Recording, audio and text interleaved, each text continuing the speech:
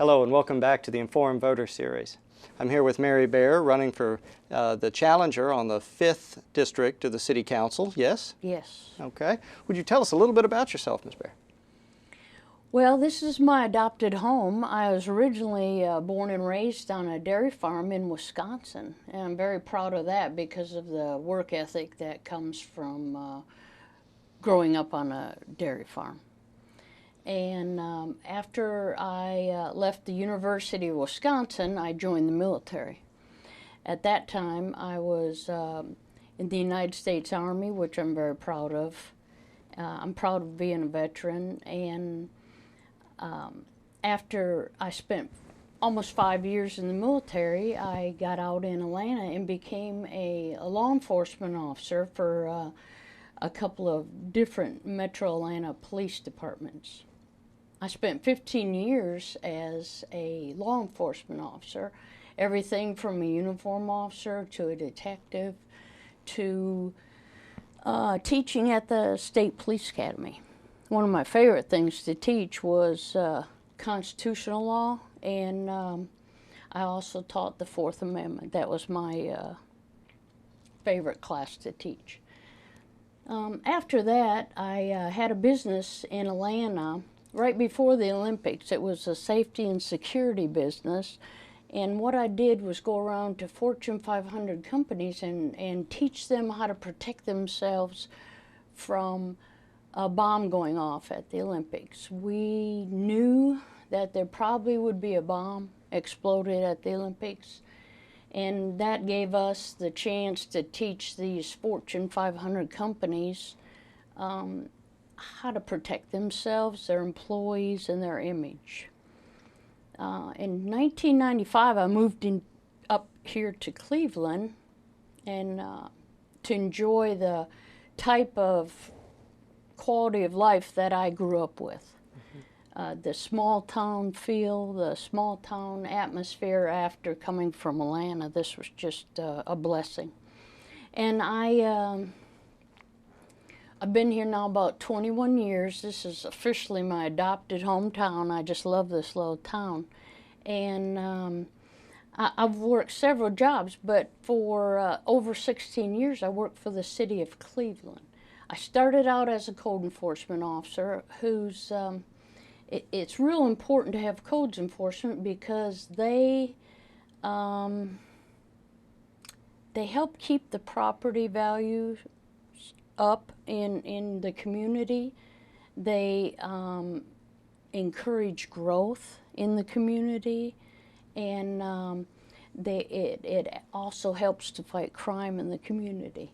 I worked 4 years doing nothing but codes enforcement. I identified 124 homes that had been burnt out in Cleveland. They were just standing there, shells of buildings that were just abandoned because they had burnt out or they were so dilapidated you could put a pickup truck through the roof. Wow. And I identified those, and I used city money to tear down the very first building, the very first home. I sent letters to the 124 owners of those properties, and 92 of those owners pulled those properties down, cleaned up the lots according to the codes, all on their own. And that was just very important to start the community into, and now we have a very active codes enforcement department. We had me back in '98. Mm-hmm. And now we have a full little group of people who take care of that. And then I was promoted to the building department, and I was the plumbing inspector for the city. At the time, the county did not have a licensed certified plumbing inspector, so I did all the plumbing inspections on any new construction and any existing construction in the city and the county. So for 17 years, 16 years or so, any building that was ever built in this city, I either inspected the plumbing, or later I was promoted to the building official, and I did all of the inspections, whether it be plumbing, mechanical. I did everything but electrical because we have a state inspector for that. So I worked 16 long, hard years for the city, and I loved it. I loved every minute of it. But I retired, and when I retired, I chose to run for an office because the city has an ordinance. The city has a rule in their city policy manual that you cannot run for an office while you're working for the city. So I was eligible to retire at 60 with the state of Tennessee and the city of Cleveland, and I did that. And my intention was to run for city council because I believe I could really help them, and I believe that I could be the leadership that they need. They, right now, I believe, are not working together as a team, and I'd like to see them work closer and closer as a team. And also, you know, and that goes into another reason why I'm running is because of strong communities. And you don't have a strong community. Cleveland cannot be a strong community with just one group of people. It can't be just the police department. It can't be just the city council. It can't be just the churches. It can't be just the schools. Everyone has to work together. And at this point in time, I don't believe that's happening. Let me break in here a second. Let's talk about the community that you're going to represent, the 5th District. Yes. Would you tell the viewers what that encompasses? The 5th District is the voting district of Yates and Cleveland High School. If you looked at everything east of the interstate, everything west of Keith Street and North Lee Highway, and everything north of 25th Street, that is basically my district. Okay. So, how long have you lived in that district? Since I've lived in Cleveland, okay. For 21 years. And you're running against Dale Hughes. Yes, sir. And he's the incumbent. And would you distinguish yourself a little bit from Mr. Hughes?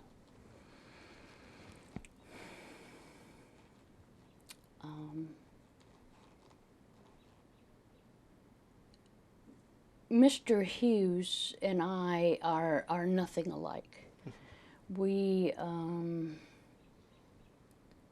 I really genuinely care about the community. I'm out in the community every day. I walk in my subdivision neighborhood. I walk on the Greenway. I talk to people. I try very hard to feel the heartbeat of the people who live, not just in my district, but in Cleveland. And I try to feel of how we can all be working more together.